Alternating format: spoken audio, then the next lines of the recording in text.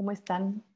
Comenzamos esta segunda charla. Bienvenidas, bienvenidos a todas las personas que nos están viendo en estos momentos a través de nuestro perfil Ríos, Vida, Resonancia y Cuerpos de Agua. Pues estamos en una calurosísima tarde de mayo acá en Morelia y otra de las personas que nos acompañan en Ciudad de México.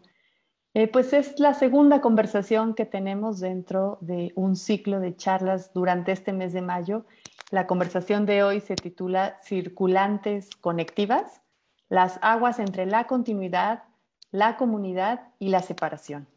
Y estas charlas que estamos teniendo durante el mes de mayo, pues se relaciona con un objetivo de un proyecto muy interesante que busca aportar estrategias para dar más visibilidad a los ríos urbanos, en este caso en la ciudad de Morelia, con especial atención al Río Grande y al Río Chiquito a través de la producción de arte contemporáneo, de los espacios culturales públicos, los medios de comunicación digital y participación de académicos, artistas y demás personas que se vayan sumando. El día de hoy contamos con la participación de dos grandes mujeres. Una de ellas es Adriana Salazar. Ella es artista, investigadora y docente colombiana, radicada actualmente en la Ciudad de México. Y los proyectos que ha realizado Adriana se sitúan en territorios donde lo vivo y lo inanimado se redefinen, abordándolos, desde la articulación entre diversos saberes y prácticas. Y estos son concebidos como investigaciones abiertas y de largo aliento. Estos parten de la apropiación de ciertas tradiciones epistémicas para darles la vuelta y abrir un lugar a procesos colaborativos, a experimentos museológicos, escrituras experimentales, foros de discusión como es este, espacios pedagógicos, entre otros procesos de construcción de otros tipos de conocimiento. Desde el 2015, Adriana Salazar se centra en las transformaciones y movimientos de resistencia, tanto humanas como no humanas, propios de la región del lago de Texcoco, así como en las crisis hídricas de la zona metropolitana de la Ciudad de México.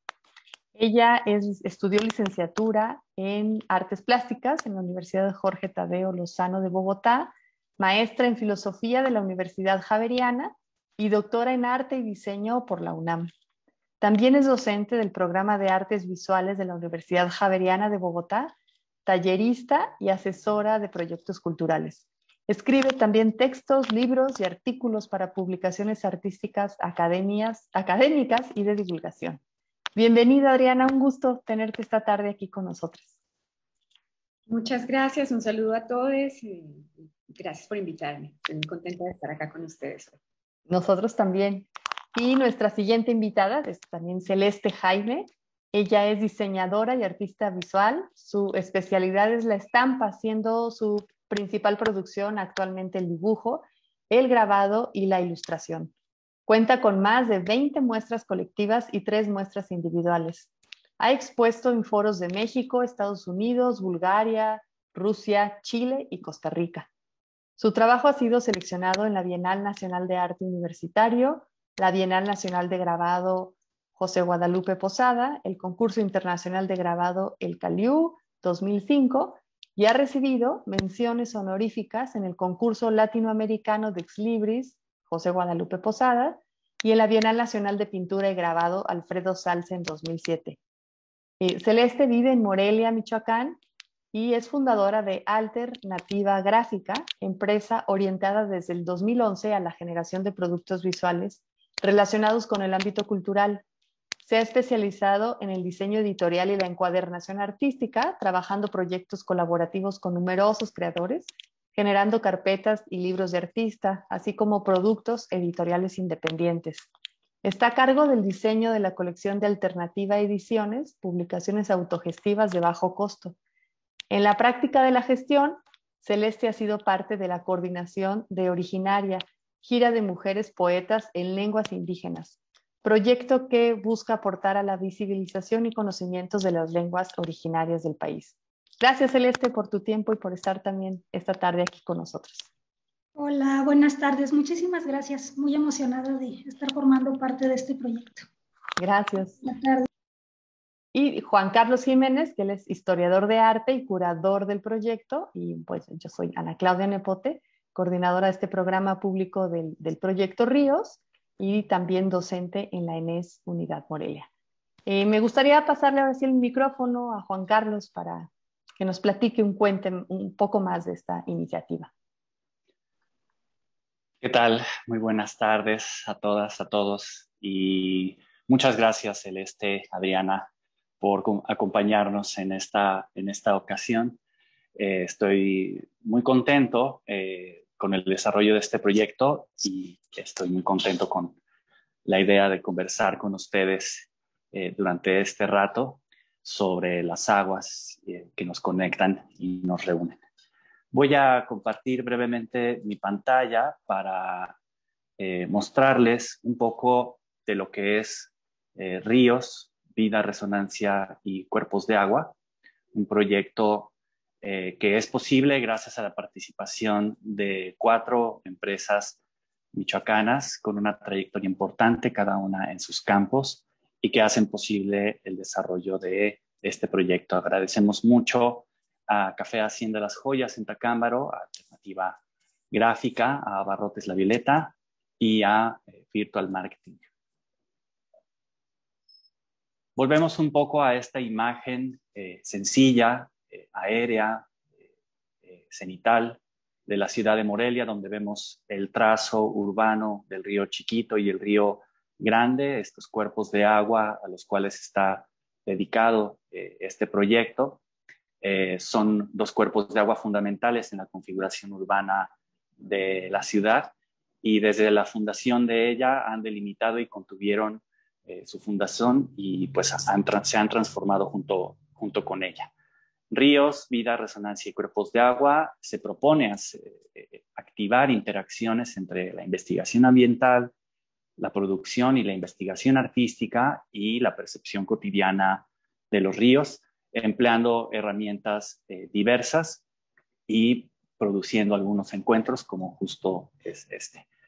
Para hacer un apunte sobre esta imagen que de alguna forma se presenta como sencilla, la semana pasada Roberto Lini Cisneros, restaurador ambiental, nos presentó justo este esquema que avanza en la complejidad de la lectura de nuestra ciudad, mostrando no solamente los cuerpos permanentes de agua, los ríos estacionales también y diferentes zonas que tienen la memoria hídrica de manantiales, algunos todavía presentes, muchos de ellos sumamente degradados.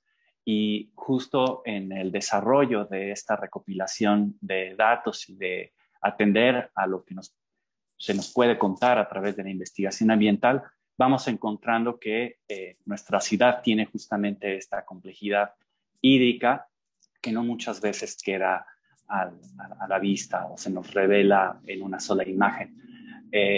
La ciudad es también la suma de estos sitios con una memoria hídrica importante, que también es nuestra memoria, y entre ellas podemos encontrar la cuenca del río Chiquito, el río Grande, y también la zona de manantiales, y también hay un elemento muy importante aquí, que es el manantial de la Mincita. Roberto Lindig justo la semana pasada insistía en que podemos crear una nueva simbología del agua, podemos crear una nueva relación con el agua, podemos crear una nueva relación con nuestra ciudad a partir de estos puntos de inflexión, a estos puntos de reflexión que apuntan a la reunión de planos que se superponen.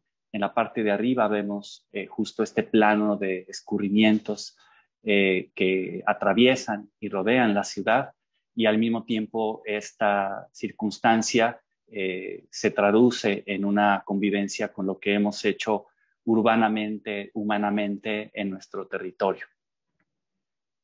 Justo para ir avanzando en la exploración de esta memoria gráfica y de reflexionar en torno a los cuerpos de agua de manera general desde la investigación artística, es que nos complace mucho tener aquí a Adriana Salazar. Aquí tenemos una imagen de una de las salidas de sus investigaciones, el Museo Animista del Lago de Texcoco, que ya ha tenido una presencia en nuestra ciudad hace algunos años. También el hecho de invitar como artista comisionada de este proyecto a Celeste Jaime tiene que ver con reconocer las diferentes vertientes que se derivan de su trabajo, no solamente gráfico, sino también editorial y también museológico. Celeste es un agente artístico y cultural muy relevante en nuestra ciudad y en nuestro estado. De nuevo, agradezco muchísimo a Ana Claudia Nepote que se haya sumado como coordinadora de nuestro programa público, justo con toda esta experiencia que ella amasa respecto a la comunicación pública de la ciencia y el trabajo también con diferentes comunidades en territorios, tanto en campo como en ciudad. Brevemente voy a hacer aquí la mención de dos proyectos que han sido muy relevantes para ir teniendo en cuenta en el desarrollo de este proyecto. La investigación artística que se ha realizado en años anteriores, por supuesto que es un referente para tener en cuenta modelos de desarrollo de proyectos, justo para saber qué es lo que se ha hecho, reconocer el trabajo de otros profesionales y poder determinar hacia dónde nosotros nos queremos mover. En 2015, en la ciudad de Venecia, en la Bienal de Arte de Venecia, el pabellón mexicano tuvo este título, Possessing Nature o Poseer la Naturaleza, un proyecto de Carla Jasso con obra de Tania Candiani y Luis Felipe Ortega, y que tenía el objetivo de realizar un planteamiento que relaciona la Ciudad de México y la Bienal de Venecia justo en esta cualidad de ciudades anfibias. El destino de estas ciudades estuvo marcado por dos formas de gobierno, el Estado marítimo y la soberanía colonial. En cada caso, la institución de la infraestructura hidráulica y el canal y el alcantarillado sigue determinando la política urbana y la vida cotidiana de la ciudad. Estas son palabras de Carla Jasso.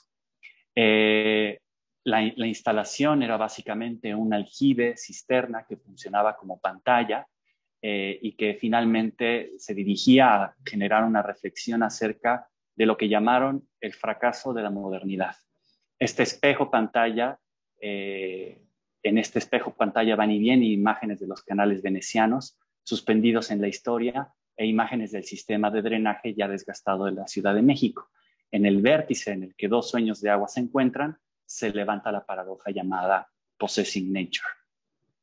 Estas son algunas de las imágenes que justo refieren a estos dos horizontes naturales, urbanos. Aquí vemos un aspecto del montaje y la construcción de esta gran escultura, de este gran canal hecho de metal, dentro del cual había una serie de cisternas, bombas, contrapresas. Y bueno, aquí recupero estas palabras de Carla Jasso. Justo en una entrevista le preguntaban cómo las aguas las cambió la modernidad, y ella insistía en que en México tratamos de enfatizar al desagüe como esa forma de emplazamiento de la modernidad fallida, que en poco tiempo se convierte en ruina, donde hay un énfasis de monumentalidad cada vez que se comienza un proyecto de desagüe, que luego tiene poco tiempo de operación y que está destinado a ser una infraestructura fallida. Venecia no tiene el mismo caso. Es la historia de un régimen que apostó por un imperio naval que mantiene su forma, pero que ya no posee el mar. Esta es una imagen ya de la instalación terminada en el pabellón de México, en la Bienal Internacional de Venecia.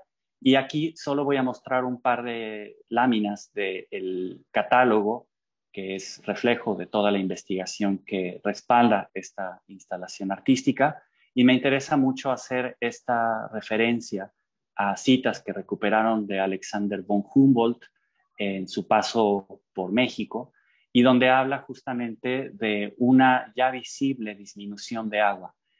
Decía él, esta disminución de agua que ya se experimentaba antes de la llegada de los españoles, no habría sido muy lenta y poco perceptible a no haber contribuido la mano del hombre, después de la conquista, a invertir el orden de la naturaleza. Esta es otra, y esta es una lámina que me parece muy importante justo por lo que vamos a escuchar de parte de Adriana. Vemos aquí una lámina del siglo XVII del lago de Texcoco, y una imagen del render del proyecto del nuevo aeropuerto de la Ciudad de México, un proyecto que ya quedó trunco, y donde justo Alexander von Humboldt en esta reunión de investigación que se realizó, dice: con solo pasar la vista sobre la constitución física del país, se verá que por grandes que sean algún día los progresos de la civilización, no podrán nunca ser sustituidos estos caminos por navegaciones naturales o artificiales. Y justo lo que era el nuevo aeropuerto de la Ciudad de México eran nuevas rutas para el tránsito de las personas y la relación entre geografías muy diversas. Aquí solamente mostramos dos imágenes de inundaciones que han ocurrido a lo largo de la historia en la Ciudad de México, de la de izquierda, y de las plazas al interior de la ciudad, en la ciudad de Venecia. Y hablando justamente de este desarrollo de infraestructura, vemos cómo la historia política de nuestro país se ve, digamos, protagonizada por diferentes agentes. En este caso vemos a 3 presidentes de nuestro país. En la parte de arriba vemos a Adolfo López Mateos, en la parte de abajo a Felipe Calderón y después a la derecha a Enrique Peña Nieto, justo en el que le llaman el Canal de Oriente. De manera que, al menos en este recuento de imágenes de presas, lo que vemos es la manifestación de la máquina que se reúne no solamente en el funcionamiento del metal, sino que se encarna en el concreto y que transforma de una manera súper importante no solamente la relación de nosotros con el agua, sino también la geografía, la topografía, la orografía y en general todo el paisaje que va tocando este concreto en el desarrollo de grandes infraestructuras. El segundo proyecto que es referencia para nosotros en este proyecto fue esta exposición de 2002, Agua, Wasser, de los curadores Bernd Scherer y Edgardo Ganado Kim, un proyecto de la Universidad Nacional Autónoma de México en colaboración con el Instituto Goethe, y que desarrolló no un plan museológico para esta serie de 14 intervenciones de artistas en la Ciudad de México, justo hablando de los temas de agua, sino que desarrolló muchas intervenciones en el espacio público. Aquí solamente voy a mostrar 3. Una es de Betsabe Romero, que planteó para esta intervención la desecación de la glorieta de la Palma de Reforma, que vemos justamente en la parte de arriba, todavía viva, sana, vital, con parte de la intervención de desecación de esta glorieta. Y pues esto es importante también tomarlo en cuenta porque esta palmera recientemente fue ya talada debido a una enfermedad que la aquejó y la agotó, y finalmente hubo una fuerte atención de los medios, del público respecto a esta palmera, a la que se le despidió con coronas, con abrazos, con fotografías, pero creo que también es una manera de, digamos, mostrar la paradoja de cómo funciona la atención pública respecto a los ambientes de nuestra ciudad y los ambientes naturales. Porque alrededor de esta glorieta hay muchas otras palmeras que sin embargo no fueron objeto de toda esa atención y muy probablemente también hayan sufrido por esta bacteria que estuvo acabando con la vida de esta palmera centenaria. Otro proyecto del cual todavía quedan algunos restos en el viaducto Miguel Alemán es una intervención llamada Piedad Entubada, Ecología Visual Amplificada, de César Martínez Silva, en el cual se trazaron diferentes motivos de líneas azules que justo tratan de llamar la atención de esta memoria del río La Piedad, ya entubado, y que ahora es una vía de alta velocidad. Y el objetivo de este mural intervención era ofrecer una imagen que fuera visible a pesar de la alta velocidad en la que transitamos en esta vía rápida. Y finalmente una imagen señera de la obra de Helen Escobedo, Los hidrobochos, recordando que los colores de los taxis en la Ciudad de México, cuando se trasladaron a esta imagen verde con blanco, justamente tenían el objetivo de resaltar el aspecto de los taxis ecológicos, y Helen Escobedo planteaba la idea de que al poner unas velas en los techos de estos transportes, se hacía una referencia al pasado de navegación que era necesario para habitar esta ciudad en tiempos pretéritos, y también involucraba el hecho de aportarles grabadoras a los conductores de estos taxis para que entrevistaran a sus pasajeras y pasajeros, justo hablando de las experiencias en la ciudad, la memoria del agua, entre muchos otros temas que pudieran ir apareciendo. Aquí quiero mostrar un poco de la obra de Celeste. Su trabajo de ilustración ha estado reflexionando en diferentes temas. Mucho de ello ha tenido que ver con los cuerpos de las mujeres, la realidad emotiva de las mujeres, su reunión, su emancipación, la presencia de los elementos naturales en torno a ellas, en sus cabellos, en sus transportes, como lo vemos en la parte de arriba, en sus vestidos. Una de las ilustraciones que yo resalto de la obra de Celeste es esta imagen que encontramos a la derecha, realizada para la campaña nacional de Jornada de Ilustraciones con motivo de la batalla jurídica por el manantial de Ayutla, que pues ha llevado numerosos años para la comunidad realizar esta batalla, y que finalmente fue una campaña nacional a la que se sumaron muchos artistas a nivel nacional, solidarizándose con esta causa comunitaria en el año 2020. Celeste trabaja en diferentes dimensiones. Sus imágenes no solamente se presentan en stickers, que son justamente una modalidad de arte de pequeño formato, en libretas también. La relación que hay de escritura con la ilustración de Celeste también tiene una trayectoria importante, y como mencionaba antes, Celeste tiene también un involucramiento con el horizonte cultural y artístico en Michoacán a través de la producción de exposiciones, de elementos gráficos y montajes para exposiciones, lo que le permite tener un amplio rango de percepción y de acción en el horizonte cultural de nuestro estado. Como bien mencionaba Ana Claudia, uno de los proyectos importantes editoriales en los que ella se ha involucrado fue Originaria, Gira de Mujeres Poetas en Lenguas Indígenas, que se realizó durante los años 2018 y 2019. Se trató de una serie de ediciones de bajo costo con poesía de mujeres en lenguas indígenas, y que también involucró la participación de artistas gráficas justo para retratar a todas las participantes. Aquí las vemos reunidas del lado derecho en el encuentro final de este proyecto en la ciudad de Pátzcuaro en el 2019. Y finalmente quiero terminar con esta lectura de Nadia López García, poeta en lengua tunzavi, y que me parece muy a propósito de la conversación que estamos teniendo hoy, y se llama Ojos. Mi madre dice que tengo los ojos de mi bisabuela. Recuerdo sus ojos mientras limpiaba maíz. Muchas veces la vi llorar cuando cocinaba, llorar cuando cantaba, cuando ponía café. ¿Es cierto?, le pregunté, ¿por qué lloras tanto, ma? Y ella me decía, así sin dejar de llorar, porque nosotras tenemos ríos adentro y a veces se nos salen. Tus ríos aún no crecen, pero pronto lo harán. Ahora lo comprendo todo. Ahora tengo ríos en mí y en mis ojos.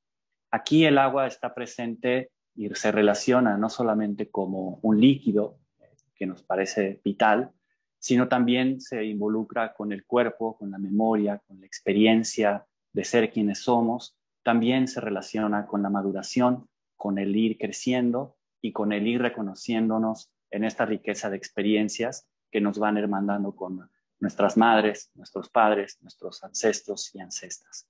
Con esto termino esta introducción y paso ahora la palabra a Ana Claudia. Muchas gracias. Gracias, Juan Carlos. Pues muy interesante el planteamiento y el cruce que se hace de cómo el agua, los ríos han estado presentes en distintas exposiciones con distintos autores a través de distintas obras. Y desde luego también hay muchísimos conflictos activos ahora mismo en torno al agua en nuestro país, ¿no? Y pues mucha gente cada vez más se involucra en esta forma de resistencia y de exigir ciertos derechos humanos. Me llama mucho la atención lo que hablaste de Venecia, por ejemplo, las inundaciones que mostraste entre Ciudad de México y Venecia. Algunas de estas inundaciones son justo por las mareas altas, el agua alta de Venecia, que ocurre de manera periódica, pero ahora en escenarios de cambio climático o de crisis climática, pues la cuestión se vuelve mucho más compleja. Y sobre complejidades y distintas cosas, seguramente Adriana nos tiene mucho que compartir. Así que Adriana, te doy la palabra. Gracias. Gracias, Ana Claudia, y gracias, Juan Carlos. Bien, entonces el proyecto que ustedes invocan aquí trata de Ríos, de una ciudad diferente de la ciudad que yo habito, pero creo que lo que yo quisiera compartir el día de hoy, que es a propósito de dos proyectos de investigación artística, quisiera tal vez lanzar la provocación sobre cómo, a pesar de pertenecer a dos cuencas distintas, separadas por un centenar de kilómetros, hay una conexión que se ha trazado entre lo que sucede en términos hídricos en la región de Michoacán, donde ustedes actualmente están trabajando, y la región de la Cuenca de México. Entonces, para esto les voy a compartir una presentación que se organiza básicamente a través de una metáfora hídrica también. Me parece que el agua se presenta como muchas cosas a la vez y es muy interesante abordarla como un problema para el pensamiento, pero también para la creación artística, porque es tremendamente elusiva. Es algo que las palabras no alcanzan a definir. Yo creo que ahí radica como su potencia y su belleza, porque es aquello que nos atraviesa, que está en nuestros cuerpos, de lo cual también dependemos, que está bajo tierra, está también en el aire, en moléculas de agua evaporada, y atraviesa también las ciudades, irriga los campos, es esencial para nuestros procesos de alimentación. En fin, es un asunto que es muy importante, pero a la vez difícil de atrapar. Y para eso entonces usaré la metáfora de la confluencia, pensando en que estos proyectos que les voy a compartir van confluyendo el uno en el otro, pero también porque hay una confluencia en esa necesidad de dar complejidad o de reconocer la complejidad de este asunto y una cierta aproximación a la práctica artística. Entonces, comenzaré con la primera. En este momento les estoy hablando entonces de la Cuenca de México. La Cuenca de México en realidad es un sistema hídrico muy complejo que implica 5 valles con una cantidad de ríos, los cuales en el área metropolitana de la Ciudad de México suman al menos 48, de los cuales casi que la totalidad están intubados y se han convertido en vertederos de aguas residuales que además se desaguan hacia otras cuencas, como lo es el caso del estado de Hidalgo. Pero estamos sobre todo en una región que ha sido muy importante históricamente y políticamente también, porque es la región de los 5 lagos, de los cuales el lago de Texcoco fue tal vez el más grande e implicó en su tiempo la llegada de las huestes españolas a conquistar el centro de México, una especie de símbolo de la conquista de un pueblo, de un territorio y también del origen de un proyecto urbano monumental que hoy pues es de las dimensiones de la Ciudad de México y con los problemas tanto sociales, económicos como hídricos que esto acarrea. Entonces, les hablo de esto también para situarme yo también. Yo vengo de Colombia originariamente y vivo en esta ciudad desde hace ya casi 8 años. Y al saberme llegando a un embrollo como este, ¿no? Y a un lugar que había tenido esta historia y al saberme también pisando una tierra de lagos que ya no están, ¿no? Cabe decir que el proyecto de fundación de la ciudad hizo que este lago que ven aquí con este contorno azul se desecara de manera casi permanente, con unas excepciones que luego les alcanzaré a contar tal vez. Entonces, saberme parte de este enredo me llevó de cierta manera a emprender este proyecto de investigación artística que tiene en realidad dos salidas. La primera, para esto les voy a dejar de compartir brevemente. La primera es esta. Es más que un libro, es como un experimento de conocimiento que se llama Enciclopedia de Cosas Vivas y Muertas, el lago de Texcoco. Hace parte de un proyecto de tesis doctoral que elaboré para la Facultad de Artes y Diseño de la UNAM, pero digamos que el doctorado fue más un pretexto que un objetivo.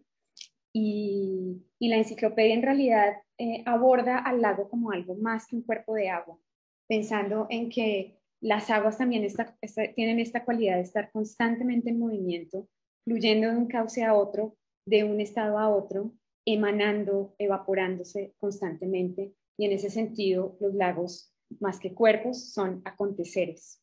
Entonces, la enciclopedia aborda al lago de Texcoco como un acontecer, y sobre todo un acontecer que está atravesado fuertemente por la afectación antropogénica de la colonia y de la hiperurbanización, sobre todo en los últimos 40 años, que se disparó pues, con proporciones descomunales como todas y todos conocemos.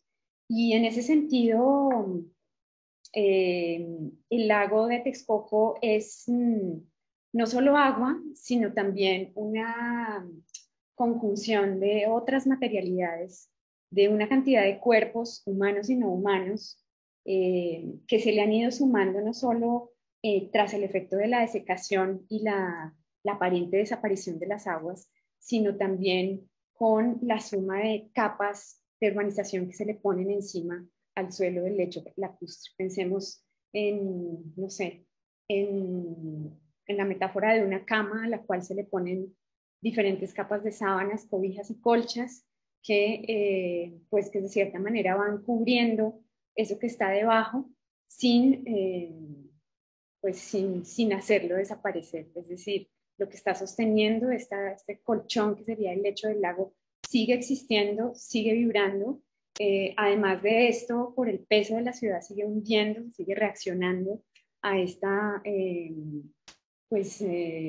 explosión de la ciudad, y sobre este colchón lacustre se han sumado capas de cemento, edificaciones, vialidades, infraestructuras públicas y otra serie de capas que pues, de pronto aún no alcanzo a abordar acá.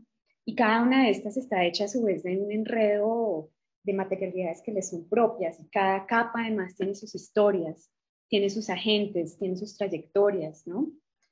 Sus vidas y sus muertes. Y en ese sentido, pues el proyecto lo que hace es condensar a este lago como una complejidad que sucede y se transforma constantemente. Y luego, a la par del Museo Animista del Lago de Texcoco, está de la Enciclopedia de Cosas Vivas y Muertas del Lago de Texcoco, está el Museo Animista del Lago de Texcoco, que justo me lleva pues, a conocer a Ana Claudia y a Juan Carlos en la coyuntura de una de sus apariciones en Michoacán, justamente para pensar en lo que en ese momento con el grupo de estudiantes de la licenciatura en Historia del Arte de la ENES Morelia, haciendo un tallereo sobre la curaduría de este museo, que ya les explicaría más detalle, llamaban muy acertadamente el pasado del lago de Cuitzeo y de los lagos de Michoacán puede ser el lago de Texcoco. Con esa hipótesis de trabajo se armó pues, una aparición del Museo Animista bellísima que ahorita mostraré en imágenes, pero básicamente en este territorio que es tan complejo surgen a partir de también un saberme parte de hacer parte de este enredo y de cierta manera también contribuir a que las aguas sigan siendo elusivas en una región que las necesita, que necesita el regreso de sus lagos desesperadamente. Entonces emprendo estos proyectos de investigación artística pensando en que el hacer, el habitar, el sentir y el pensar no son cosas que se puedan separar. Y aquí pues yo creo que quisiera lanzar otra provocación en relación al proyecto con el que estamos intentando conversar, y es también cuál es nuestro rol como artistas, cómo podemos contribuir realmente, pero también cuáles son nuestras responsabilidades al abordar asuntos que son tan complejos. Entonces, en ese sentido, hay varias operaciones que necesitan confluir para que la práctica artística realmente pueda atender eso que necesita ser atendido. Bien, entonces ya les conté sobre la Enciclopedia de Cosas Vivas y Muertas. Ahora les voy a contar un poco sobre el Museo Animista del Lago de Texcoco, que surge a la par de la enciclopedia. Pensemos también, a propósito de la imagen que les compartí hace un rato, sobre esta convergencia de acciones que necesitan ir juntas para que la práctica artística atienda realmente este problema. Pensemos en que el conocimiento tiene unas tradiciones muy pesadas que de cierta manera han contribuido a darle forma a las ciudades y también a reordenar estas redes hídricas con el dictamen de ciertas palabras. Por ejemplo, en el caso específico del Valle de México, la palabra agua residual se usa para que las aguas que, digamos, naturalmente deberían converger en el fondo de los lagos, sean en cambio desaguadas, no sean tratadas y no se consideren como algo que debe ser mantenido para poder garantizar el equilibrio hídrico, al menos contribuir a que el equilibrio hídrico exista. Entonces ese nombre agua residual tiene un peso muy importante a la hora de decidir sobre la gestión de las aguas en un territorio como este, ¿no? Lo mismo sucede con los orígenes de las aguas, también con las fronteras políticas que se trazan entre unos cuerpos de agua y otros, considerando, por ejemplo, que las aguas son federales, pero las infraestructuras y la gestión de estas aguas son necesariamente locales. Y a veces, por ejemplo, un cauce, un río o incluso un lago que está entre dos particiones territoriales distintas, pues entra en una especie de conflicto de gestión que lo afecta en su integridad, y todo esto viene pues desde el ámbito de las palabras. Entonces, el conocimiento de entrada detecté que era algo bastante importante, y por eso decidí abordar la enciclopedia y el museo, que son como estas formas canónicas para repartir las cosas, para dar cuenta de ellas, entre comillas, objetivamente. Pensemos, por ejemplo, en los museos históricos y en cómo los museos históricos se han encargado de separar el pasado del presente, ¿no?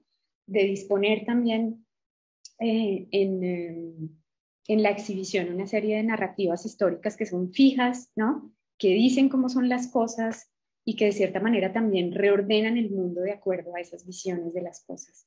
Entonces, creo que los museos son instituciones muy poderosas en ese sentido, y el experimento que decidí emprender en esto que antes era Tierra de Lagos, como lo ven en la izquierda, y ahora ciudad, como lo ven en la imagen de la derecha, y pues cuyo cambio ha sido tan dramático a lo largo de unas pocas décadas, porque estamos hablando que la desecación definitiva en realidad es un fenómeno reciente.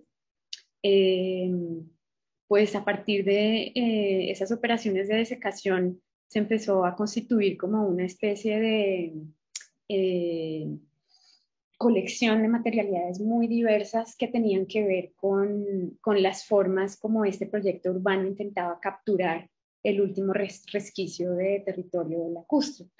Ya Juan Carlos mencionaba el nuevo aeropuerto internacional de la Ciudad de México, que se estuvo intentando construir en los terrenos, los últimos terrenos del lago de Texcoco entre 2015 y 2018, y que luego de 2018, tras una consulta pública, fue cancelado. Y este proyecto, este megaproyecto que fue el nuevo aeropuerto, sacó a la luz una serie de disputas que había alrededor, alrededor de las tierras ejidales y de los modos de vida campesinos, con la voz de organizaciones como el Frente de Pueblos en Defensa de la Tierra de Atenco, que desde hace 20 años, desde que Vicente Fox era presidente, vienen defendiendo sus territorios y sus modos de vida de empresas como estas. Entonces, hay una pugna no solo política, no solo económica, sino también ontológica en reclamar este último rincón del lago. Pero por otro lado, también en esa misma porción de tierra que fue el último pedazo del lago, o que aún lo es, y ya veremos por qué aún lo es, hay también proyectos de recuperación ecológica donde la idea misma de naturaleza se pone en cuestión. Pensemos en la Reserva Ecológica Lago de Texcoco, aquí a la derecha, abajo, que hoy en día, o al menos hasta hace un par de años antes de la pandemia, era uno de los refugios de aves migratorias más importantes de la región central, y pues un resguardo de vida también para muchas especies endémicas, no solo de aves, sino de otras.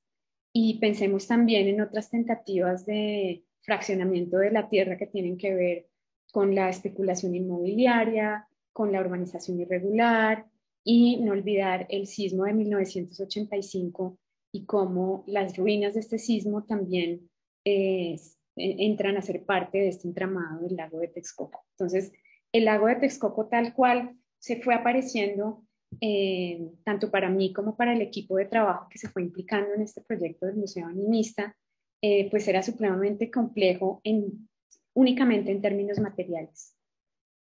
Y lo que decidimos hacer fue una arqueología experimental de los terrenos federales, tratando de reunir diferentes vestigios, y uso la palabra vestigio con plena conciencia de que un vestigio se refiere a una pieza de museo histórico, una pieza arqueológica en el sentido más clásico del término, pero estos también son vestigios porque pues cuentan historias de un punto de inflexión muy importante, que a su vez arroja luz sobre cómo interpretar pues este absurdo de proyecto urbano que en este momento estamos habitando.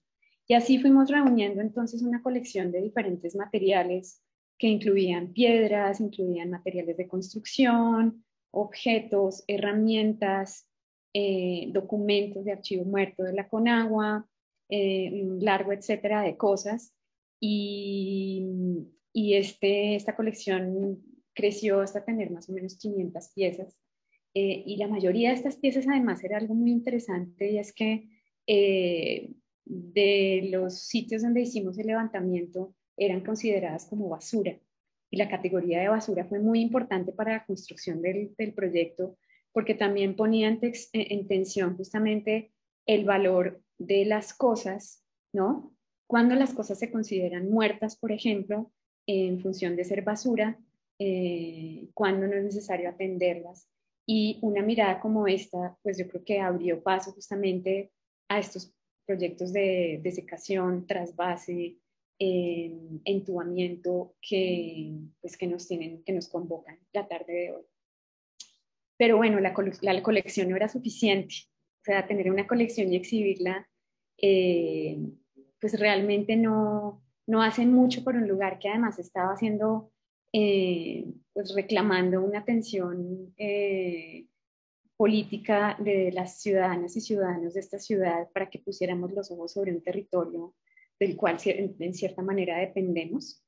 Entonces, en ese sentido, la colección se fue transformando en museo así.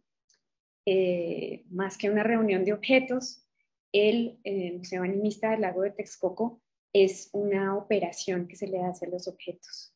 Y aquí en el diagrama se ve un poquito como el museo imaginado, donde las piezas están alrededor de una serie de tensiones, operaciones, narrativas que van fluyendo adentro y afuera y que son a su vez contenidas por un espacio arquitectónico y que funcionan como un experimento también para poder arrojar sentido sobre estos sitios de agua que son tan enredados y sobre la misma agua que pues ya lo habíamos dicho es un enredo en sí mismo.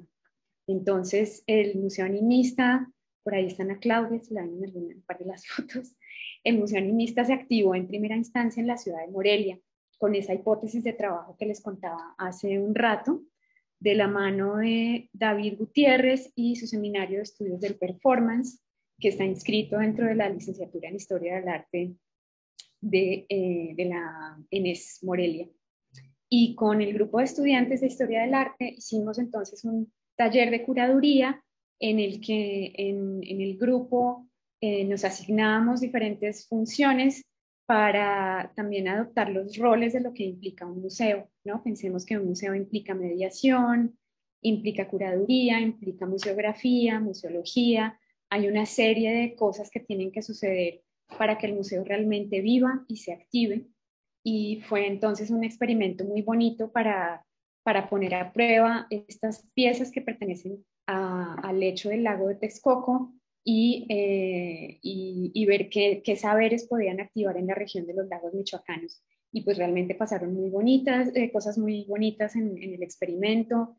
Se convocaron bastantes personas que se interesaron por el proyecto, pero sobre todo por las provocaciones que el proyecto lanzaba y la manera de atenderlas, ¿no?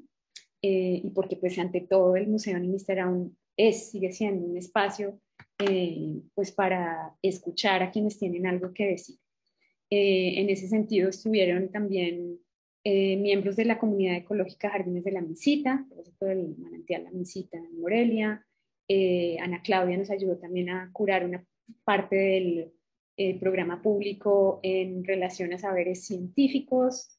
También tuvimos un coloquio de investigación artística, entre otras actividades que fueron moviendo diferentes cosas en este museo. Y ya para irme acercando a un cierre, la segunda aparición del Museo Animista tuvo lugar en la Ciudad de México en el marco de la coyuntura de la consulta pública por la cancelación del aeropuerto. Y fue una aparición muy interesante porque realmente logramos convertir el Museo Animista en un foro político en el que pues, realmente se movilizaba la opinión en relación a la pertinencia de esta consulta. Y les decía hace un rato que es problemático decir que el lago desapareció, justamente porque una de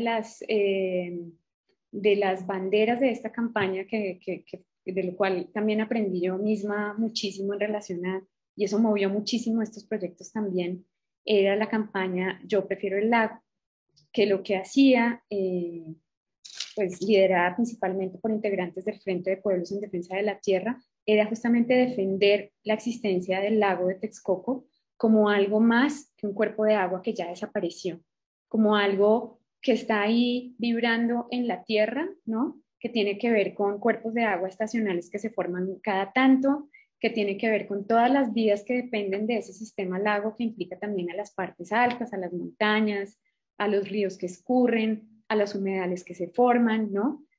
Pensando entonces en el lago como un sistema de muchas cosas que aún persisten y que necesitaban ser defendidas, y algo muy importante como algo que nos conecta a los habitantes y a los habitantes de ciudad con esta necesidad de defender la vida, porque pues a través del aire, de la permanencia del agua, de las inundaciones, de una serie de problemas que son propios de esta ciudad, pues estamos fuertemente implicados con el problema. Y pues en esa medida también el llamado era para nosotras y para nosotros, era necesario atender ese llamado porque pues ya éramos parte también de ese lago en ese sentido muy expandido de la palabra. Entonces, en estos viajes, en estos devenires de este proceso de investigación artística, se fueron enredando cada vez más cosas, más personas. y el lago entonces, tanto como metáfora como enredo de vidas, seguía y seguía moviéndose. Y la tercera confluencia simplemente va a ser una mención, porque creo que por tiempo nos da ahondar mucho en ese proyecto, pero también me gusta dejarlo un poco incompleto para pues, que haya oportunidad de pronto de conversar después al respecto. Es el proyecto Conjuros de Agua, que le nace como una especie de brazo de un río o como una confluencia de las que convergen este lago y que tiene que ver más específicamente con las crisis hídricas de la Ciudad de México. Este proyecto surge como una serie de encuentros que van por capas. Cada capa en su momento atendía un problema o una dimensión de estas crisis. Por ejemplo, hacíamos encuentros sobre desabastecimiento, sobre drenajes e inundaciones, sobre historias del agua, o dimensión histórica también de los problemas del agua, sobre afectación en otras regiones, sobre restauraciones ecosistémicas, y así se iban creando, se iba creando una especie de constelación de sentido sobre estos asuntos del agua que en esta y en otras ciudades pues son bastante enredados justamente porque están fuera de la vista. Y todo se centró entonces en el uso de la palabra. Como lo decía hace un rato, las palabras son tan importantes para encauzar, entubar y desaguar como lo son para restaurar. En ese sentido, las formas de nombrar el agua son importantísimas porque ayudan también a que ésta se invisibilice, desaparezca, sea cooptada o sea defendida. Y esas fueron como una de las discusiones que atravesaron más fuertemente el proyecto. Este proyecto ahora es un libro que acaba de salir de la imprenta hace una semana, está recién sacadito de la imprenta. En realidad es una colección de cuadernillos, ahí se ven, que atienden a las diferentes capas. Y con este libro la idea es que el libro sea más bien una caja que se abre para seguir abriendo el problema. Y para cerrar una mención, algo que apareció muy importante para lo que nos convoca aquí a todas y a todos y a todes, es que dos de las presas del sistema Cutzamala, que es el sistema de abastecimiento pues como más complejo e importante de la ciudad, junto con el sistema de pozos, vienen de Michoacán, es decir, de Michoacán, y por eso yo creo que insistimos en el asunto de la continuidad, las aguas se trasvasan para poder abastecernos. Yo creo que pues eso abre como muchas preguntas sobre hasta qué punto las conectividades son forzadas y hasta qué punto necesitamos que regresen a su modo antiguo de ser. ¿Es esto posible? En fin, ahí salen muchas preguntas también en relación al tema de hoy. Gracias por escuchar. Muchas gracias, Adriana. Pues nos dejas pensando un montón sobre las palabras y la forma en cómo nombramos muchas, al agua misma, a las relaciones que establecemos con ella y pues cómo la afectamos, nos afecta, permitimos la continuidad o beneficiamos la separación, ¿no? Como en el caso de la tendencia a construir presas, represas, o entubamos ríos, los ocultamos, ponemos calles encima de donde antes pasaban ríos y bueno, sin fin de intervenciones e insisto, sin pensar ahora en estos nuevos escenarios que tenemos ante la emergencia climática en donde seguramente vamos a tener una mayor vulnerabilidad a intensidades de tormentas, de lluvia o de secación o fenómenos como la desertificación, que también en México ya tenemos muchos años, muchos investigadores hablando de eso.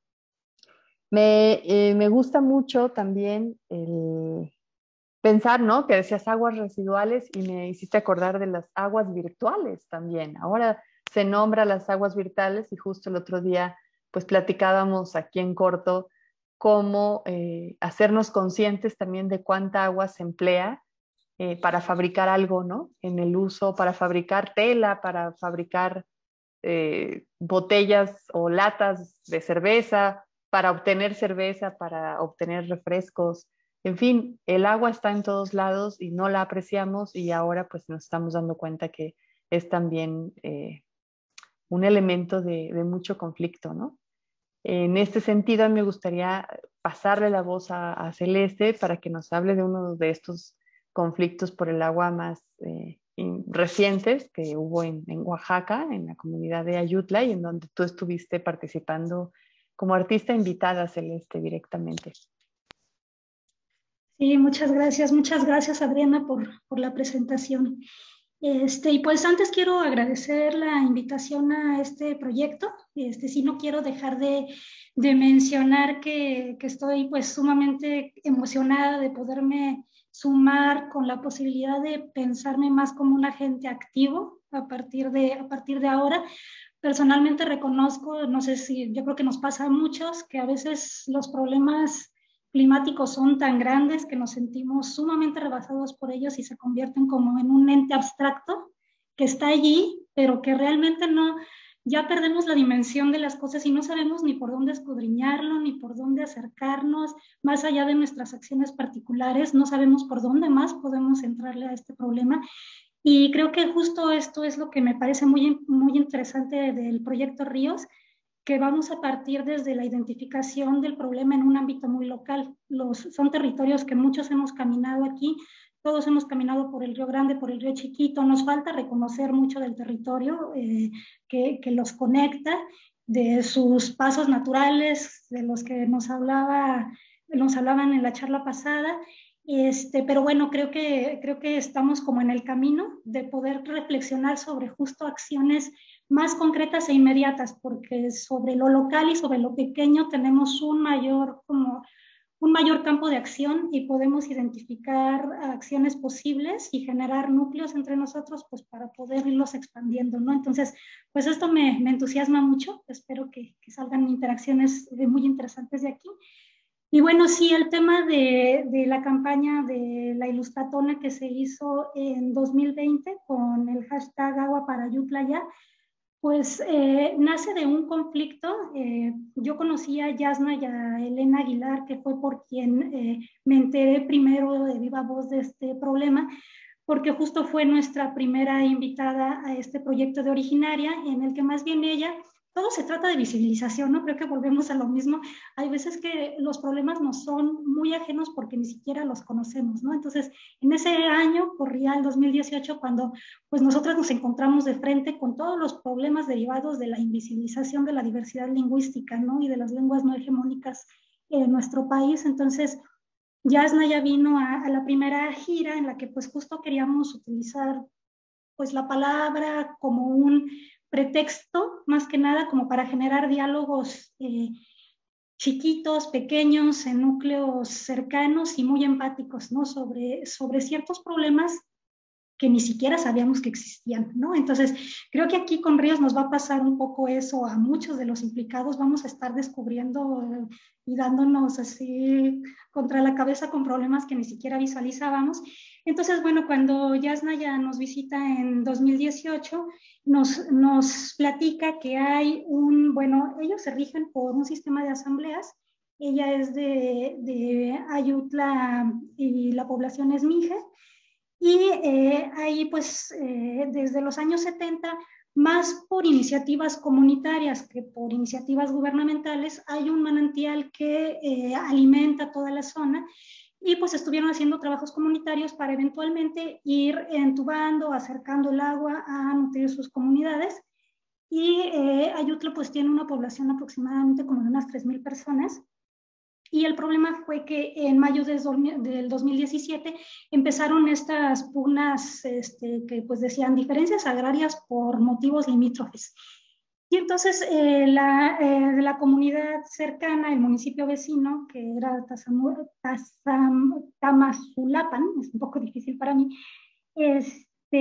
lo que hace es que entra, despoja de una parte del territorio, repliega a varios habitantes de Ayutla Y pues entran grupos armados, hay un enfrentamiento muy fuerte en junio de ese año, un comunero muerto, mujeres secuestradas, y terminan secuestrando prácticamente el manantial y cortando el suministro de agua. Entonces, pues la población se queda desde entonces sin agua, intentan por la vía pacífica un montón de recursos legales y finalmente, pues lo que hacen ya en 2020, ya el tema ya está como muy socializado y muy visibilizado entre ciertos sectores, entonces pues apuestan también como a todas estas herramientas que haya disponibles, ¿no? Sea echar mano de ilustradores, diseñadores, artistas, músicos, para que todos abonen a mediatizar un poco el problema, que tristemente aquí, pues en nuestros tiempos la mediatización es lo que hace que a veces se tomen acciones, ¿no? No debería de ser así, pero así funciona en este sistema en el que vivimos y en estas dinámicas de comunicación en las que ahora nos desarrollamos. Entonces, pues se lanzó esta ilustratona y estuvo muy interesante porque tuvo mucha respuesta. Para mí era como muy importante participar por el vínculo cercano que sentía también con Yasnaya y bueno, pues para mí era importante también trabajar en un cartel bilingüe. Y pues la respuesta fue importante y pues pasa que todas estas ilustraciones, todas estas imágenes finalmente se volvieron símbolos visuales que reforzaban los discursos activistas, ¿no? El tema, pues finalmente hubo una resolución en 2021 en donde ya legalmente se ordena la reconexión inmediata y pueden recuperar su agua, pero todavía siguen pues un poco las pugnas, como las negociaciones en función de cómo distribuir territorios y agua, ¿no? Y pues bueno, esto también como que nos pone a reflexionar sobre lo complejo de todos estos conflictos, ¿no? Que no es simplemente agua, sino es un entramado pues social, económico, cultural súper complejo, en donde pues también entran en juego, en este caso pues también crimen organizado, las posturas gubernamentales, que pues durante mucho tiempo insistieron en manejarlo como un conflicto agrario y nada más, un conflicto entre comunidades, y pues justo invisibilizando todos estos problemas, ¿no? Entonces, ay, pues es un problema muy complejo, es una lucha muy constante. Me llama mucho la atención esto que comentas, Ana Claudia, porque es como una parte como de las reflexiones a las que yo quisiera como llegar en este proyecto, en poner los ojos también justo en todo este valor oculto de las cosas, ¿no? Que nosotros pensamos que la única agua que necesitamos es no sé, los 2 litros que me tomo, me baño en la mañana, no sé, hasta quizás puedo pensar pues la que se ocupa para la gasolina con la que me transporto, pero creo que un problema que tenemos sobre todo aquí en los ámbitos urbanos es que estamos ya tan desconectados y metidos en esta dinámica pues capitalista, ¿verdad? Que convierte como todo el valor de las cosas, pues lo reduce a cuestión monetaria. Entonces, pues todos estamos metidos en esta dinámica productiva en la que pues el éxito y el progreso y el desarrollo está pues íntimamente ligado con nuestro poder adquisitivo. Entonces perdemos mucho de vista justo todos estos procesos y todos los valores ocultos de las cosas que estamos sacrificando a la hora de priorizar nuestra comodidad, que es muy fácil como de adquirir cosas, comprar, consumir. Entonces como que no es nada más voltear a ver el agua que corre, ¿no? Sino también voltear a ver todos esos procesos ocultos de las cosas que también requieren mucho recurso ambiental, ¿no? Y que muchas veces ni siquiera nos paramos a reflexionarlo. Entonces creo que este puede ser un buen pretexto, un muy buen pretexto.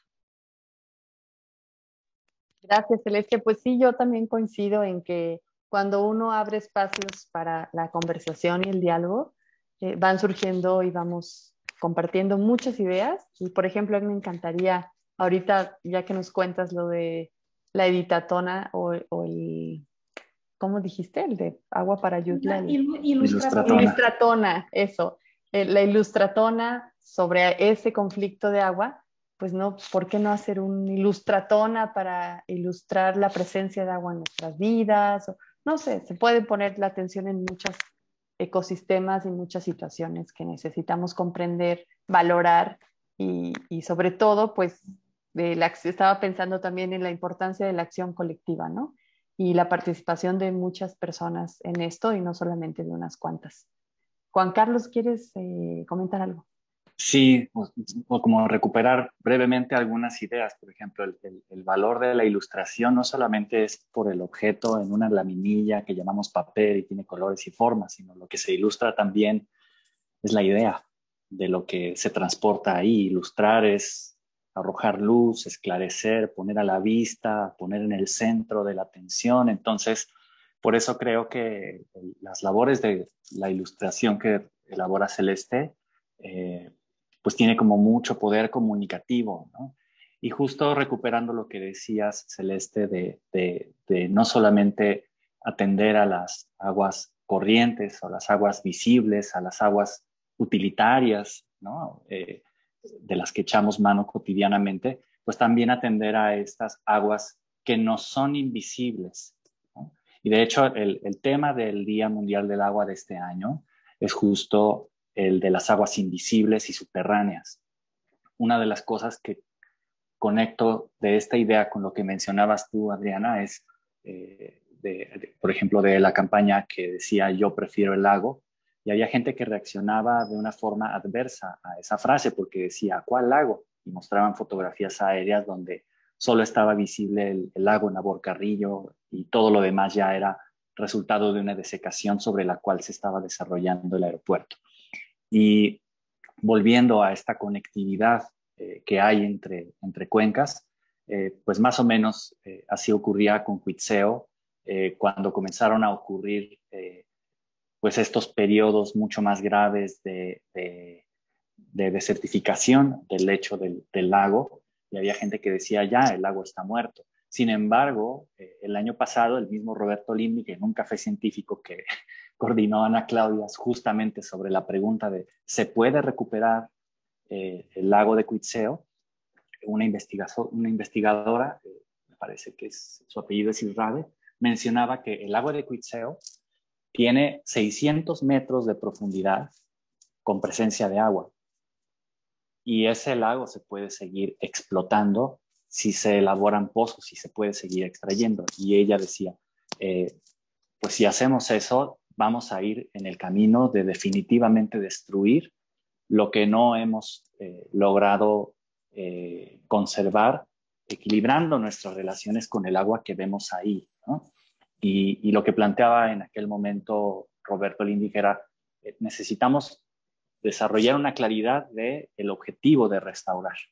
El objetivo de restaurar el lago de Cuitzeo, el objetivo de restaurar los ríos Chico Grande de Morelia, pues si el objetivo es no sentir feo cuando pasamos por ahí, ¿no? Si lo que queremos curar con esa restauración ambiental es nuestra emotividad, pues entonces el objetivo de la restauración está mal dirigido.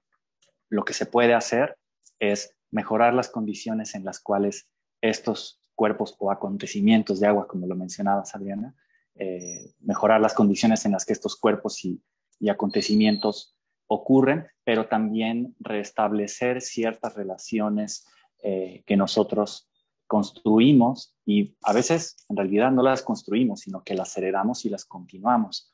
En ese sentido, las aguas corrientes pues no son muy importantes a nivel doméstico, por ejemplo, a nivel urbano también, pero las aguas estacionarias, las aguas que se reúnen, que se amasan, que crecen o se disminuyen y que muchas veces pasan por un plano que no es la de nuestra visualidad, pues justamente ese es el vínculo que también se debe de restaurar y por eso también se habla de restauración biocultural, donde la existencia del agua en el territorio es tan importante como restablecer ciertas relaciones de corresponsabilidad y de coexistencia con estos cuerpos de agua.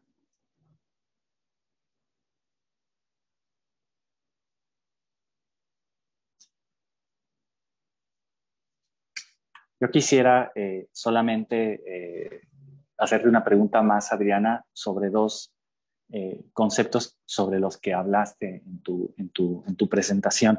La primera es volver un poco a este término del cuerpo de agua, donde tú más bien mencionaste que eh, son más bien acontecimientos. Y justo me gustaría como más bien sugerir como esta problematización del término respecto a que pues un cuerpo, y la referencia es nuestro cuerpo, pues un cuerpo tiene una superficie exterior, órganos, tiene partes, puede enfermar o puede estar saludable justamente en estas partes.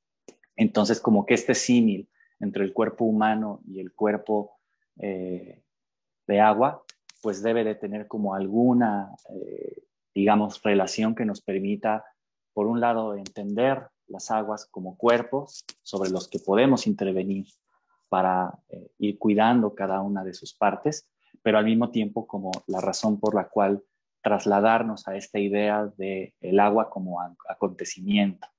Y el otro es como solamente resaltar esta idea del animismo en el proyecto, bueno, a partir del proyecto del Museo Animista, porque el animismo es una dimensión de relación de las cosas, ¿no? El animismo implica que las cosas están vivas, que los objetos tienen una vida, un nacimiento, un desarrollo, un crecimiento, una muerte, piensa, siente, se manifiesta y reacciona más allá de las acciones, a lo que recibe de las acciones humanas, ¿no? Es decir, las piedras, el agua, el cerro están vivos y nos hablan y hay que hablar con ellas y con ellos como si fueran personas, ¿no? Ese es el animismo, ¿no? Y en este sentido, también el animismo se ha relacionado históricamente con una idea de comunidades primitivas, ¿no? Como de comunidades antiguas. Pero sin embargo, esta relación animista con el cerro, con el monte, con los árboles, con el agua, etcétera, es una cosa totalmente vital, actual, contemporánea y además es urgente, es política, es económica, es emotiva, etcétera. Entonces, digamos que un poco para que nos puedas comentar un poco sobre estos dos términos más. Pues hay algo que es importante mencionar y es que esta idea del lago como acontecimiento en realidad es de David Gutiérrez. Ahí fue donde en una charla de David, justamente para Conjuros de Agua, apareció esta idea de que lo que conocemos como cuerpos de agua en realidad son sucesos. Y eso tiene como dos dimensiones que me parecen muy, eh, como muy importantes. Una es que nos permiten también desdibujar sus fronteras, ¿no? Pensar en que son fenómenos que están adscritos solamente a los lechos o a los cauces que los contienen y que son de cierta manera también como autocontenidos en ese sentido. Cuando la realidad es que para que un lago exista, por ejemplo, debe haber ríos que lo alimenten, deben haber manantiales que afloren, debe haber también una cierta temperatura que permita que las aguas se mantengan reguladas y no crezcan indefinidamente, sino que haya también algo de esa agua que se evapore al aire y esas evaporaciones también a su vez se van como lo que llaman en los Andes en relación a la cuenca amazónica, que es un fenómeno muy bonito, como ríos aéreos que se desplazan hacia otras cuencas para llover sobre ellas y reanudar el ciclo. Y que una parte importante de lo que son los lagos, como tú lo mencionabas en relación a Cuitzeo, está bajo tierra. Tiene que ver con los acuíferos y con estas conexiones subterráneas entre aguas que son extensísimas y que de repente emergen y permiten como una especie de punta del iceberg nos permiten vislumbrar lo que son a través de este fenómeno lago. Entonces, es una idea que me parece muy bonita porque nos permite también entender como la dimensión sistémica de lo que es un cuerpo de agua, ¿no? Que no es solo un cuerpo de agua, sino que está siempre fluyendo entre pues, otras manifestaciones también que a veces son incluso lejanas. Pero también tienes razón, la idea de cuerpo es también muy provocadora porque pues, permite hacer esta analogía entre el cuerpo de agua y el cuerpo humano o animal, ¿no? Entre los cuerpos. Pero también ahí creo que sería interesante si más bien le damos la vuelta y pensamos que los cuerpos humanos también son aconteceres, ¿no? Que también lo que pensamos que es una forma fija en el límite de nuestra piel, pues en realidad va muchísimo más allá, ¿no? Y que también estamos constantemente pues necesitando de esas relaciones que nos constituyen, ¿no? Y en relación a la idea de animismo justamente tenía para este proyecto esos dos sentidos, ¿no? Uno como posibilidad, digamos, de liberar las cosas de este estado en el que están atrapadas por estas formas de conocer hegemónicas, ¿no? Ahí haciendo el puente con lo que nos comentaba Celeste, con la lengua hegemónica atrapa las cosas, ¿no? Las momifica. Y es, pues, la palabra animismo o situarnos como en el juego que la palabra propone, permite también liberar a las cosas como de este dominio y pensarlas también en su propio acontecer, ¿no? En su propio nacer y morir y en los propios enredos que constituyen con otras cosas. Y pues eso fue supremamente esclarecedor para pensar el asunto de los lagos, al menos en la Cuenca de México, ¿no? Que yo creo que lo que también pudimos ver en Morelia con el emplazamiento del museo allá es que la operación también servía para hablar de otros lagos, de otras regiones, con su propia fenomenología, que como lo decían hace un rato también Celeste, es local, ¿no? Es singular porque es local. Tiene algo que la hace única también y abordable. Entonces, ese juego ahí fue muy bonito en ese sentido. Y claro, pero sin embargo sigue siendo una palabra que tiene una historia pues ligada a los procesos de colonización, pues a los usos como más clásicos de la antropología como modo de observar el otro, ¿no? Y ese otro que además, como tú lo decías, es incivilizado, ¿no? Pero pues ahora vemos lo que la civilización es y hace. Entonces, pues esa civilización también, ¿para qué la queremos? Y todo eso yo creo que está ahí como condensado de una manera muy interesante en esa palabra animismo y esa palabra sirve como para destrabar muchas cosas y mover muchas cosas y generar como más preguntas también sobre el asunto. Sí, seguro. Y además el paso del animismo al animatismo también es muy interesante porque el animatismo es no solamente que las cosas están liberadas de su materialidad, sino que además se mueven, actúan y nos afectan, ¿no? Entonces hay un montón de preguntas que estas circunstancias nos detonan y bueno, yo creo que en este momento es muy buen momento para saludar a estas personas que se han manifestado a la distancia. David Gutiérrez de la Cátedra del Cuerpo Académico de Historia del Arte de la Inés Una Morelia, a Mara Bautista del Traspatio y a Terry Millahuatl, que trabajaron justo con Celeste el proyecto de Originaria pues hace tiempo y que seguro muy pronto encontraremos algún otro episodio de esa iniciativa. Yo quería agregar algo más en este concepto de continuidad del que estaba hablando Adriana ahorita, que cuando pensamos o nombramos agua, generalmente pues pensamos en ríos, en lagos, en un vaso de agua, ¿no? Hablando de esta cotidianidad. Y creo que nosotras y nosotros mismos perdemos esa continuidad al no considerar el agua en su complejidad, que agua también son nubes y es lluvia y es vapor, como decía Adriana, y ese vapor se puede transportar y trasladar por las nubes, no necesariamente y solo ocurre a través de los ríos y de lo que no vemos, como decías Juan Carlos, por lo subterráneo, ¿no?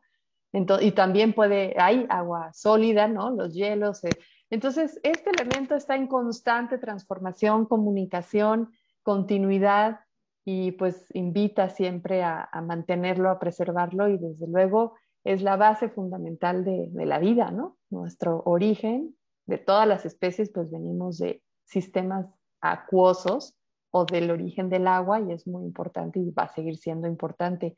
Y en esta relación pues también los bosques, las montañas y esa actuación que tienen como una especie de esponjas de tratar de retener el agua que cae en temporada de lluvias también representa un rol importante. Y coincido con lo que decía Celeste hace rato, estos grandes problemas o situaciones de crisis climática, de cambio climático, a veces nos rebasan y pues, no es fácil atender el día a día, ¿no? Pero si logramos dimensionar o identificar o pensar más desde una escala local con experiencias que tenemos cercanas, creo que nos podemos animar a involucrarnos mucho más, ¿no? Y despertar estas conversaciones con mucha gente desde muchas disciplinas, especialidades y también pues con la gente que se relaciona día a día con el problema o con los elementos o con el agua como la tenemos hasta ahora. ¿Algo más, Juan? Pues o Celeste, no sé si querías decir algo. Sí, no, pues justo como reforzar esa idea de que sí, pues es un elemento que está presente en todas partes, que nos atraviesa, pero pues no lo vemos, ¿no? Y que pues nos toca hacer justo esa tarea desde lo local y pues irnos despojando un poco también pues de esta visión pues individual en la que solemos pues crecer y desarrollarnos, ¿no? Y aunque perdemos de vista un poco sobre todo aquí en las ciudades, ¿no? La importancia de la colectividad, ¿no? Entonces, también como que mirar hacia esas necesidades colectivas, pues quienes estamos como involucrados con agentes culturales, a lo mejor podemos ir generando espacios comunitarios donde pues justo la obra es una parte, pero todas estas discusiones que se generan alrededor de ella, o sea, como que es, la imagen puede ser como el punto de aproximación nada más, ¿no? A través del cual entras al problema y entonces ahí empiezas a conocerlo y a mirarlo un poco como en toda su dimensión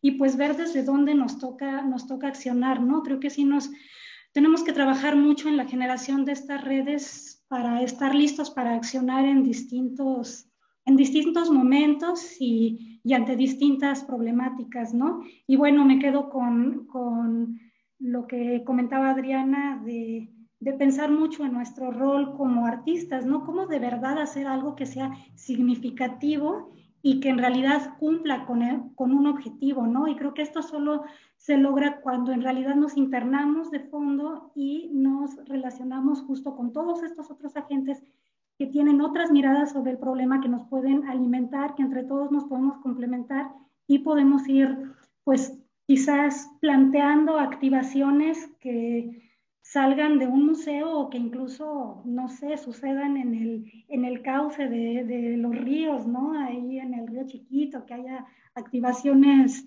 en las colonias, más apropiación de estos territorios, ¿no? Para saber, para sentirlos nuestros y también pues en esa medida poder comprenderlos más, defenderlos y pues también armarnos de elementos pues para exigir, ¿no? Porque ningún esfuerzo es pequeño. Yo creo que ningún esfuerzo es pequeño y los esfuerzos individuales pues son muy loables, pero definitivamente se requiere un cambio de visión estructural pues que viene desde muy arriba, ¿no? Entonces, pues sí, volver la mirada pues a nuestras dinámicas de consumo, a nuestras posibilidades de exigirle a este sistema, ¿no? Pues regido por el capital, ver cómo podemos entrarle al problema. Entonces, pues me quedo con eso y pues con ganas de empezar con estas activaciones. Muchísimas gracias, Celeste. Gracias, Adriana. Juan, algo, ahora sí querías decir algo más. No, solamente si Adriana quiere decir algo antes de despedirnos. ¿no? Tal vez darles las gracias. Sí, pues qué plática tan rica, ¿no?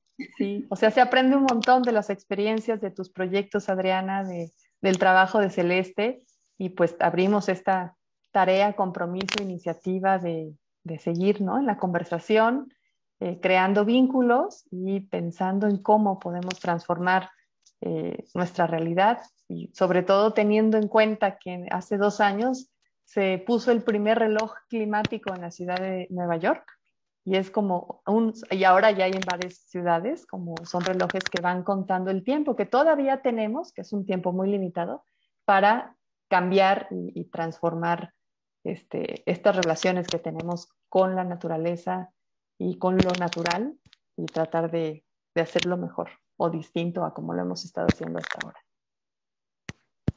Pues muchas gracias. Yo nada más me restaría invitarlos a la siguiente charla, que será el próximo jueves 19 de mayo a la 1 de la tarde, es una hora diferente a la de hoy, y se titula Integrar el verde al azul, percepciones utópicas para el río Chiquito.